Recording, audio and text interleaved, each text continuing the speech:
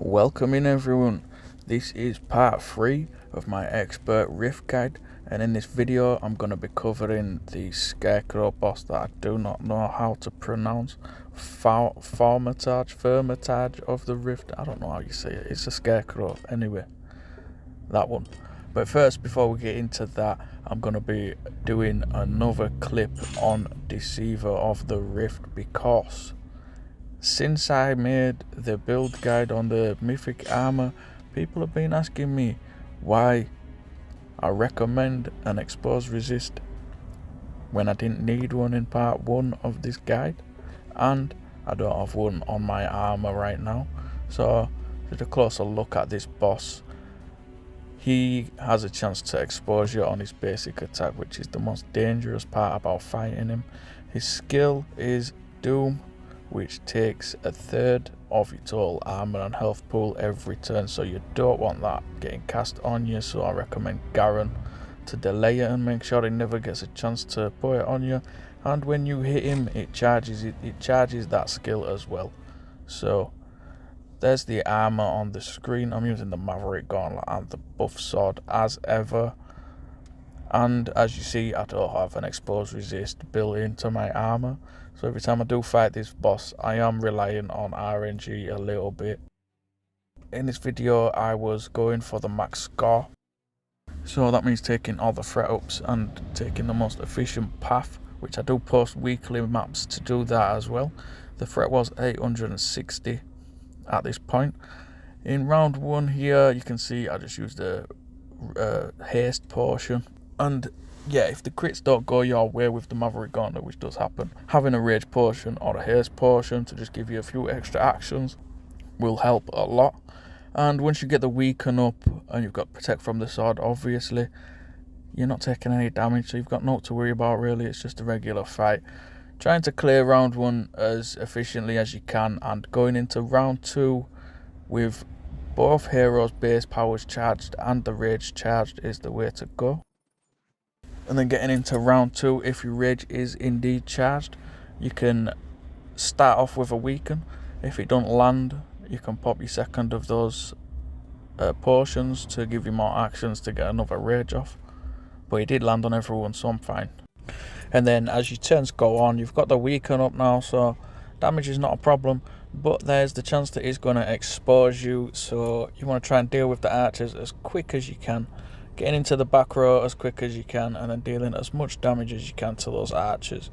And I'm looking here, I'm deciding whether to use the base power or the protect potion. I ended up using Karnon's base power, and he put expose on me, so I should have probably gone with the protect potion. So I had another go at it,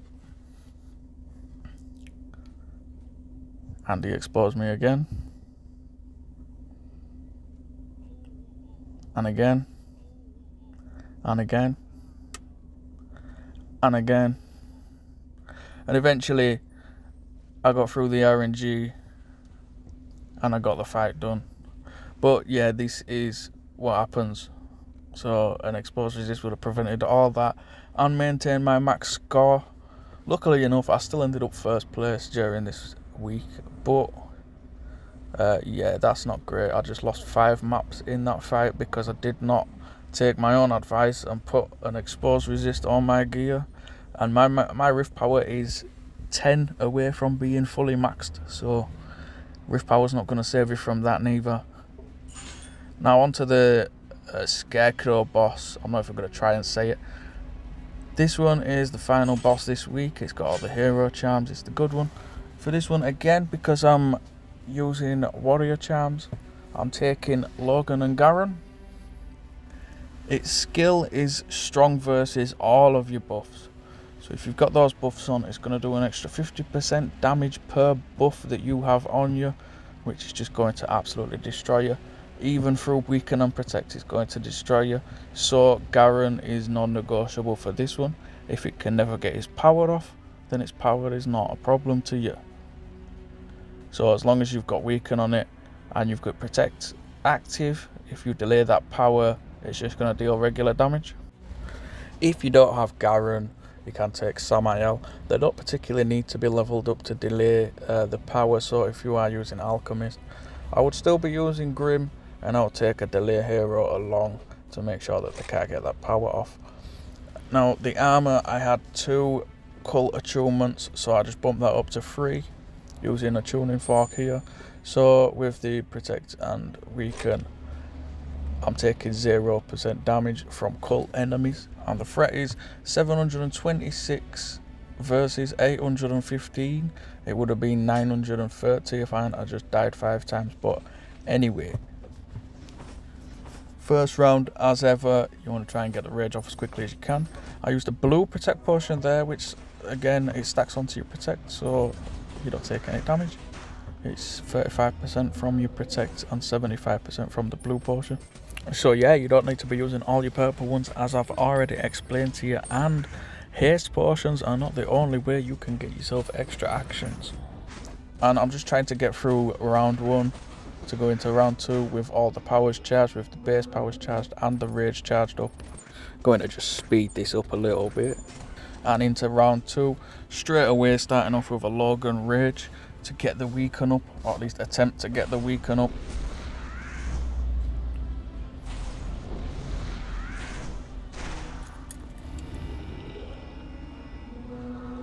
And then since I am using warrior charms which boost Garen as well, I am going to be alternating the rages.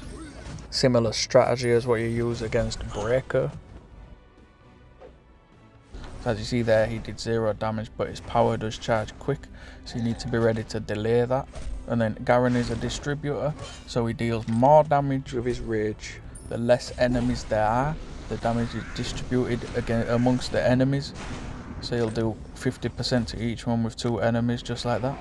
Now you have got to watch this boss, because he don't do anything when you hit him, but when he hits you, he has a chance to buff himself, and that includes Fury. So if he gets Fury, that will overwrite the weaken that you put on him, so definitely got to watch out for that. Now you see here, I would have had to use a haste potion to delay him. So if I want using warrior, I could use a haste potion here and delay him for that last action for Garen. Or, because I'm stacked with the warrior charms, I can just hit it with Garen Rage, and then that should be over. And there you have it. This is part 3 of my expert Rift guide. Subscribe to the channel if you haven't already. I have been Jamezb09. Good luck out there. I'm actually in shock. Can you believe I got hero charms while I was recording? And for my class as well? Insane.